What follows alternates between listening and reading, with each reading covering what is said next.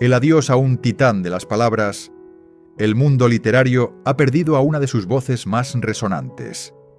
Mario Vargas Llosa, el escritor peruano que convirtió las letras en un arma contra la opresión y en un canto a la libertad, nos dejó físicamente ayer, pero su obra permanece como un faro para quienes creemos en el poder transformador de la literatura. Ganador del Premio Nobel de Literatura en 2010, su vida fue un viaje de pasiones, contradicciones y una feroz devoción por contar historias que desnudaran el alma humana. En este homenaje exploraremos no solo los hitos de su biografía, sino las razones profundas que lo convirtieron en un gigante de la cultura universal. Un relato para inspirar, recordar y sobre todo para seguir leyendo. Infancia y adolescencia. Raíces de un rebelde. Mario Vargas Llosa nació en Arequipa, Perú, en 1936, en una familia fracturada. Sus padres se separaron antes de que él cumpliera un año, y pasó su primera década en Cochabamba, Bolivia, bajo el cobijo de su madre y sus abuelos maternos.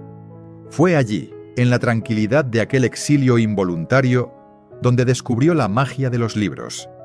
Las novelas de Salgari y Dumas me hicieron adicto a la aventura, confesaría años después. Todo cambió a los 10 años, cuando su familia regresó a Perú y conoció a su padre, un hombre estricto cuya presencia marcó su infancia con episodios de tensión. Para escapar de esa realidad, el joven Mario se refugió en la escritura. A los 16 años, mientras trabajaba como periodista en La Crónica, escribió su primera obra de teatro, La huida del Inca, 1952. Un texto perdido pero que ya anunciaba su obsesión por explorar el poder y la identidad. Su paso por el Colegio Militar Leoncio Prado, 1949 a 1952, fue traumático, pero también fértil. Allí germinó La ciudad y los perros, 1963, novela que lo catapultó a la fama. Con una prosa cruda y estructuras narrativas audaces, retrató la violencia y la hipocresía de una institución que pretendía moldear hombres de honor. El libro no solo escandalizó a la élite peruana, sino que fue quemado públicamente en el mismo colegio que lo inspiró. Vargas Llosa ya era, a los 27 años, un rebelde con causa. El boom latinoamericano, el escritor que reinventó la narrativa. Los años 60 y 70 fueron la época dorada de Vargas Llosa. Junto a García Márquez, Cortázar y Fuentes, formó parte del boom latinoamericano, un movimiento que llevó la literatura del continente a los escenarios globales. Mientras otros exploraban el realismo mágico, él optó por un realismo descarnado, tejido con técnicas vanguardistas. La ciudad y los perros, 1963. Una denuncia social que mezcla voces múltiples y saltos temporales para exponer la podredumbre en un colegio militar.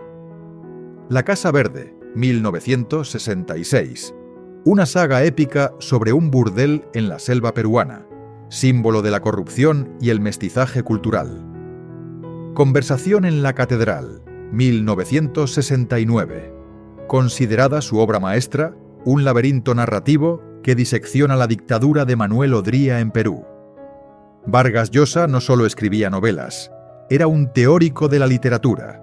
En García Márquez, Historia de un deicidio, 1971, analizó la obra de su colega, y luego rival, defendiendo que la novela era un artefacto para robarle secretos a la realidad. Su genio radicaba en convertir lo político en personal y lo local en universal. El intelectual en la arena pública, de Marx al liberalismo. La vida de Vargas Llosa fue un péndulo entre la escritura y la política. En su juventud apoyó la Revolución cubana, creyendo en el socialismo como salida para América Latina. Pero en 1971, tras el caso del poeta Heberto Padilla, obligado a autoinculparse por el régimen de Castro, rompió públicamente con la izquierda. Descubrí que la utopía podía convertirse en pesadilla, explicó. Su evolución hacia el liberalismo lo llevó a postularse como candidato presidencial en Perú, en 1990, bajo el lema Libertad para progresar.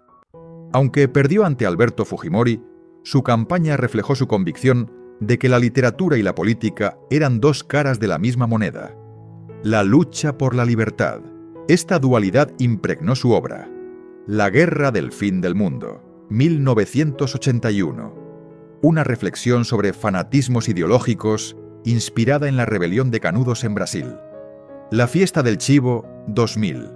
Un retrato brutal de la dictadura de Trujillo en República Dominicana, donde el poder corrompe hasta a las víctimas. El sueño del Celta, 2010. Una denuncia del colonialismo en el Congo, Amazonía e Irlanda, publicada el mismo año de su Nobel. El Nobel de 2010, por cartografiar el poder y la resistencia. El 7 de octubre de 2010, la Academia Sueca reconoció lo que millones de lectores ya sabían. Vargas Llosa era un maestro de la narrativa universal. En su discurso de aceptación, elogio de la lectura y la ficción, rindió homenaje a los libros que lo salvaron de la soledad. La literatura crea una fraternidad dentro de la diversidad humana y eclipsa las fronteras que separan a las naciones. El premio no fue solo por su técnica literaria, sino por su compromiso ético. La Academia destacó su capacidad para retratar las estructuras del poder, desde dictaduras hasta dogmas religiosos, la resistencia individual, personajes que desafían sistemas opresivos aunque terminen derrotados, la ambigüedad moral, héroes imperfectos, como el capitán Pantaleón Pantoja o el sargento Lituma. Su obra, afirmaron, era un espejo de las contradicciones de América Latina, pero también de la condición humana. Legado. El escritor que nunca dejó de luchar, Vargas Llosa, publicó hasta sus últimos días. Tiempos recios, 2019. Sobre un golpe de Estado en Guatemala y 5 esquinas, 2016. Una novela policial en el Perú de los 90, demostraron que su creatividad no menguaba con la edad. Pero su legado va más allá de los libros. Defensor de la democracia. Criticó a gobiernos autoritarios de izquierda y derecha. Puente cultural. Sus ensayos sobre autores como Flaubert, Faulkner o Onetti unieron tradiciones literarias distantes.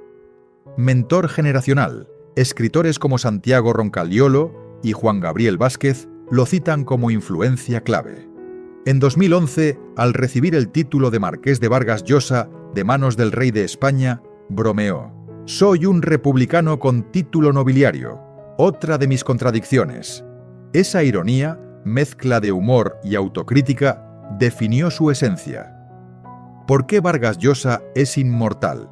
Mario Vargas Llosa murió a los 86 años, pero como él mismo escribió en La verdad de las mentiras, la literatura es la mejor manera de burlar a la muerte. Su obra nos deja un mandato: leer para no ser esclavos, escribir para no olvidar. Si quieres honrar su memoria, empieza por sus libros. Deja que la tía Julia y el escribidor te haga reír, que Lituma en los Andes te estremezca, que el héroe discreto te inspire. Porque, como dijo en su último discurso público, la cultura no es un lujo, es un oxígeno que nos permite respirar libertad. Hoy, al despedirnos, recordamos sus propias palabras: «Escribo para que lo malo no gane». Y vaya si lo logró. Buen viaje, maestro. Si has llegado hasta el final de este video, te damos las gracias. No olvides seguirnos. Somos Radio Web Latina.